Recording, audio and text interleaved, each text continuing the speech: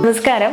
ഇന്ന് ആയുർവേദയിൽ പരിചയപ്പെടുന്നത് നമ്മളിൽ ഈ വീഡിയോ കാണുന്നതിൽ ഭൂരിഭാഗം ആളുകളും ഏതെങ്കിലും ചില സമയങ്ങളിലും അനുഭവിച്ചിട്ടുള്ള ഒരു പ്രശ്നമാണ് അലർജിക് റിയാക്ഷൻ കൊണ്ടുണ്ടാവുന്ന ചൊറിച്ചിലും അതുപോലെ തന്നെ പുഴു അരിച്ചതുപോലെ തണർത്ത് പൊങ്ങുന്നതും. അപ്പോൾ ഇതിന് നമ്മൾ അട്രിക്കേരിയ അല്ലെങ്കിൽ ശീതപിത്ത എന്ന് ആയുർവേദത്തിൽ പറയും. ഈ ഒരു അവസ്ഥ ഹൈസ്, അതായത് നമുക്ക് ഈ ചൊറിഞ്ഞ് തടിച്ചു പൊങ്ങി വരുന്ന ഒരവസ്ഥ, അത് കൂടുതൽ ചൊറിഞ്ഞു കഴിഞ്ഞാൽ കൂടുതൽ ഭാഗങ്ങളിലേക്ക് സ്പ്രെഡ് ആവുകയും അതുവഴി നമുക്ക് ഒരുപാടേറെ ബുദ്ധിമുട്ടുകൾ, വൊമിറ്റ് ചെയ്യാൻ തോന്നുന്നത്, തല കറങ്ങുന്നത് പോലെ വരുന്നത്, അല്ലെങ്കിൽ ടോയ്ലറ്റിൽ പോകണമെന്ന് തോന്നുന്നത്, കണ്ണിൽ ഇരുട്ട് കയറിയതുപോലെ അമിത അസഹ്യമായിട്ടുള്ള ചൊറിച്ചിൽ അനുഭവപ്പെടുന്നത്, ഇങ്ങനെ ഒരുപാട് കാര്യങ്ങൾ നമുക്ക് ഉണ്ടാവാറുണ്ട്. അപ്പോൾ ഇതിനുള്ള കാരണം എന്താണെന്ന് അറിഞ്ഞിരിക്കേണ്ടേ. അതിൻ്റെ കാരണങ്ങളും ചില കാര്യങ്ങൾ എന്തൊക്കെ നമുക്ക് ശ്രദ്ധിച്ചു കഴിഞ്ഞാൽ ഇതിനെ മാറ്റിയെടുക്കാൻ പറ്റും എന്നുള്ളതും ഫുഡിൽ വരുത്തേണ്ട വ്യത്യാസങ്ങൾ എന്തൊക്കെയാണ്, ഇതെല്ലാം കൂടെ ചേർത്തിട്ടുള്ളൊരു വീഡിയോ ആണ് ഇന്ന്. അപ്പോൾ ഞാൻ ഡോക്ടർ സജിതാ ദേജി, ശീതമാരുത സംസ്പർശാത് പ്രദുഷ്ടോ കഫമാരുതൈഹി എന്ന് മാധവനിദാനത്തിൽ പറയുന്നുണ്ട്. ഇത്തരം ഗ്രന്ഥങ്ങളിലൊക്കെ തന്നെ ഇതിനെക്കുറിച്ചിട്ട് ഇതിൻ്റെ വളരെ ഡീറ്റെയിൽ ആയിട്ട് ഇതിൻ്റെ പാത്തോളജി പറയുന്നുണ്ട്. അതായത് ശീതമാരുത, തണുപ്പുള്ള കാറ്റടിക്കുന്ന സമയത്ത് നമുക്ക് ഈ ഒരു അസുഖം വരാൻ സാധ്യതയുണ്ട്. അതായത് കാലാവസ്ഥ മാറുന്നത് കൊണ്ടോ, അല്ലെങ്കിൽ നമുക്ക് ഹോട്ട് അട്രിക്കേരിയ എന്ന് പറയും, ചൂടേറ്റ് വെയിലേറ്റ് കഴിഞ്ഞാൽ തണർത്ത് പൊങ്ങാം, അല്ലെങ്കിൽ നമ്മൾ എക്സസൈസ് ഒക്കെ ചെയ്ത് കഴിഞ്ഞ് വിയർത്ത് കഴിഞ്ഞാൽ ഇത് വരാം, അല്ലെങ്കിൽ ബോഡി കൂടുതൽ തണുത്ത് കഴിഞ്ഞാൽ ഇങ്ങനെയുള്ള പ്രശ്നം വരാം, ഒരുപാട് സമയം ഇരുന്ന് കഴിഞ്ഞാൽ ബോഡിയിൽ ഉണ്ടാവുന്ന ചൂട് കാരണം ഇത് വരാം, അത്തരം പ്രഷർ കൊണ്ടുവരുന്നതുണ്ട്. ഇനി അതുപോലെ തന്നെ നമ്മൾ ഉപയോഗിക്കുന്ന സോപ്പ്, പെർഫ്യൂം, അല്ലെങ്കിൽ വാഷിംഗ് പൗഡർ, ഇതിൻ്റെയൊക്കെ സ്മെല്ല് കൊണ്ടോ ഒക്കെ തന്നെ നമുക്കിത് വരാം. അല്ലെങ്കിൽ എന്തെങ്കിലും ഇൻസെക്ട് ബൈറ്റ് കൊണ്ടാവാം, നമ്മൾ ഉപയോഗിക്കുന്ന മേക്കപ്പ്, അല്ലെങ്കിൽ മെഡിസിൻ്റെ ഭാഗമായിട്ട്, അല്ലെങ്കിൽ സോർ ത്രോട്ട്, തൊണ്ടവേദന കൊണ്ടോ, മറ്റുള്ള എന്തെങ്കിലും ഇൻഫെക്ഷൻ കൊണ്ട്, UTI യൂറിനറി ട്രാക്ട് ഇൻഫെക്ഷൻ, ഇത്തരം കേസിലും ഇതിൻ്റെ ഭാഗമായിട്ടും ഒക്കെ തന്നെ ഇത് കണ്ടുവന്ന് വരാം. വാതകഫദോഷം കൂടിയിട്ടുണ്ടാവുന്ന കണ്ടീഷനിൽ ഈ പ്രശ്നം വരാട്ടോ. അതുകൊണ്ട് തന്നെ കൃമി രോഗങ്ങൾ, നമ്മൾ മധുരം കൂടുതൽ കഴിച്ചാൽ ഇതൊരു കാരണമായി കാണാറുണ്ട്. അതുകൊണ്ട് മധുരം ഒഴിവാക്കുക. തണുപ്പടങ്ങിയ, കഫം കൂട്ടുന്ന രീതിയിലുള്ള തണുപ്പടങ്ങിയ ആഹാരങ്ങൾ, അതിൽ തൈരൊക്കെ തന്നെ ഉൾപ്പെടും. അതൊക്കെ ദിവസവും കഴിക്കുന്നത് ഇത്തരക്കാർക്ക് ബുദ്ധിമുട്ടാണ്. ഇത്തരം ആളുകൾ മാത്രമാണ് കേട്ടോ ഞാൻ ഉദ്ദേശിച്ചത്. അപ്പം പിന്നെ നമ്മുടെ കഫം കൂടുന്നത്, പകലുറക്കം ഒരു പ്രശ്നമാണ്. അപ്പോൾ അത് നമുക്ക് ഒഴിവാക്കേണ്ടി വരും. ഇങ്ങനെയുള്ള കാര്യങ്ങളെല്ലാം തന്നെ ശ്രദ്ധിക്കണം. പിന്നെ ഇതിൻ്റെ ഒക്കെ തന്നെ മൂലകാരണം, അല്ലെങ്കിൽ അതിന് ഉദ്ഭവസ്ഥാനം എന്ന് പറയുന്ന ആമാശയമാണെന്നാണ് ഗ്രന്ഥങ്ങളിൽ പ്രതിപാദിക്കുന്നത്.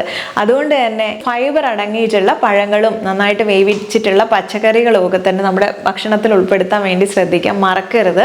അതൊക്കെയാണ് ഇതിൻ്റെ പ്രധാനപ്പെട്ട ട്രീറ്റ്മെൻറ്റുകൾ. പിന്നെ നമ്മൾ പറയുന്നത് ബ്ലഡ് പ്യൂരിഫിക്കേഷനും അതുപോലെ തന്നെ ശമന ഔഷധീസും ഒക്കെ തന്നെ ഉപയോഗിക്കുന്നത്. അതിൽ തന്നെ പുറമേക്ക് അപ്ലൈ ചെയ്യാൻ ഉപയോഗിക്കുന്നതുണ്ട്. ഉള്ളിലേക്ക് കഴിക്കുന്ന ചില മരുന്നുകൾ ഇത്തരം ദോഷങ്ങളെ ബാലൻസ് ചെയ്യുന്ന രീതിയിൽ അതൊക്കെ തന്നെ ഫോളോ ചെയ്യുന്നത് നല്ലതാണ്. ഇത്തരം ആളുകൾക്ക് ചുണ്ട്, കണ്ണ്, അത്തരം ഭാഗങ്ങളിലും, അല്ലെങ്കിൽ നമ്മുടെ പാൻറ്റൊക്കെ ഇടുന്ന ആ സൈഡിൽ പെട്ടെന്ന് ഇതുപോലെ ചൊറിഞ്ഞ് തടിച്ച് വരാറുണ്ട്.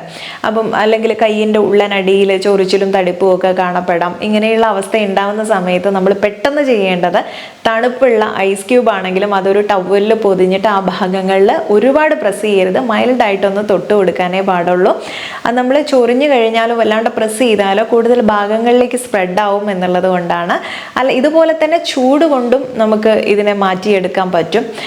ചൂട് ഉള്ള വെള്ളത്തിൽ നമ്മൾ തുണി പിഴിഞ്ഞിട്ട് അതിൻ്റെ ഒരു ആവി കൊള്ളിക്കുന്നതും ഒക്കെ തന്നെ നല്ലതാണ്. ശരീരത്തിൽ എന്തെങ്കിലും ഒരു അലർജൻസ് നമ്മുടെ ശരീരത്തിൽ എത്തിക്കഴിഞ്ഞാൽ നമ്മുടെ ബോഡി പ്രതികരിക്കും. IgE ആൻറ്റിബോഡീസ്, പ്രതിരോധ കോശങ്ങൾ അതിനെ പ്രതിരോധിക്കുന്ന സമയത്ത് ഹിസ്റ്റമിൻസ് കൂടുതൽ ഉൽപ്പാദിപ്പിക്കപ്പെടുന്നത് കൊണ്ടാണ് ഇതുപോലെ ഹൈവ്സ്, അല്ലെങ്കിൽ ഈ ഒരു തടിച്ചു പൊങ്ങി വരുന്നത്. ഇനി ഇത് പല കാരണങ്ങൾ കൊണ്ടുണ്ടാവാം കേട്ടോ. പെട്ടെന്ന് തന്നെ ഇതിൽ നിന്ന് ഒരു 2 മാസത്തിൻ്റെ ഉള്ളിൽ തന്നെ നമുക്ക് ഇതിൽ നിന്നൊക്കെ തന്നെ രക്ഷ നേടാൻ പറ്റുന്ന രീതിയിലുള്ള അക്യൂട്ട് ആയിട്ടുള്ള കേസ്, അത് പെട്ടെന്ന് നമുക്ക് 2 മാസത്തിൻ്റെ ഉള്ളിൽ മാറ്റിയെടുക്കാൻ വേണ്ടി പറ്റും. നമ്മൾ മരുന്നൊന്നും കഴിച്ചിട്ടില്ലെങ്കിലും അത് ഇത്തരം വ്യത്യാസങ്ങളൊക്കെ വരുത്തി കഴിയുമ്പോൾ അത് താനെ മാറിക്കൊള്ളും. അതിൽ ആണെങ്കിൽ നമ്മൾ ചില ഭക്ഷണങ്ങൾ കഴിക്കുന്ന സമയത്ത് അത് ഇപ്പോൾ ഫുഡിന് ടേസ്റ്റ് കൂടാനുള്ള കാര്യങ്ങൾ ചേർക്കുന്നത് കൊണ്ടാവാം, പ്രിസർവേറ്റീവ്സിൻ്റെ കാരണം കൊണ്ടാവാം, അല്ലെങ്കിൽ കാഷ്യൂ നട്ട്സ്, പൾസസ് ഇതിൻ്റെയൊക്കെ അലർജി കൊണ്ടാവാം, അല്ലെങ്കിൽ മുട്ട, പാലുൽപ്പന്നങ്ങൾ, സീ ഫുഡ്, അതായത് പിന്നെ നമ്മുടെ കക്ക, കടുക്ക പോലുള്ള സാധനങ്ങളൊക്കെ, ചെമ്മീൻ, ഞണ്ട്, അല്ലെങ്കിൽ റെഡ് മീറ്റ്സ് ആയിട്ടുള്ള ബീഫ്, മട്ടൻ, പോർക്ക്, ഇതിൽ നിന്നൊക്കെ നമുക്ക് ഈ ഒരു അലർജി വന്നു കഴിഞ്ഞാൽ, അല്ലെങ്കിൽ പൂമ്പൊടി ഏറ്റാലോ മറ്റുള്ള പൊടിയിൽ നിന്നോ തണുപ്പിൽ നിന്നോ ചൂടിൽ നിന്നോ അങ്ങനെയുള്ള ഒരുപാട് കാരണങ്ങളുണ്ട്. അതിൽ നിന്നൊക്കെയാണെങ്കിൽ നമുക്ക് പെട്ടെന്ന് ഒരു ആശ്വാസം കിട്ടും. പക്ഷെ അതല്ലാതെ ക്രോണിക് കണ്ടീഷൻ ഉണ്ട്, അതിലേക്ക് പോകുമ്പോൾ നമ്മുടെ ഇൻറ്റേർണൽ ഓർഗൻസിനെ ഇത് ബാധിക്കും. ആൻജിയോ എഡിമ എന്നുള്ള കണ്ടീഷൻ. അപ്പോൾ ഇങ്ങനെ വന്നു കഴിഞ്ഞാൽ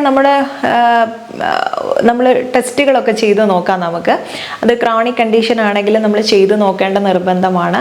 IgE ആൻറ്റിബോഡി നോക്കുന്നതും, അതുപോലെ തന്നെ തൈറോയിഡ് ചെക്ക് ചെയ്യുന്നത്, അല്ലെങ്കിൽ നോർമൽ ബ്ലഡ് ടെസ്റ്റ് ചെയ്യുന്നത്, അതുപോലെ സിറം പ്രിക് ടെസ്റ്റ് ചെയ്യുന്നതും, ഇത്തരം കാര്യങ്ങളൊക്കെ ഒന്ന് ചെയ്ത് നോക്കുന്നത് നല്ലതായിരിക്കും.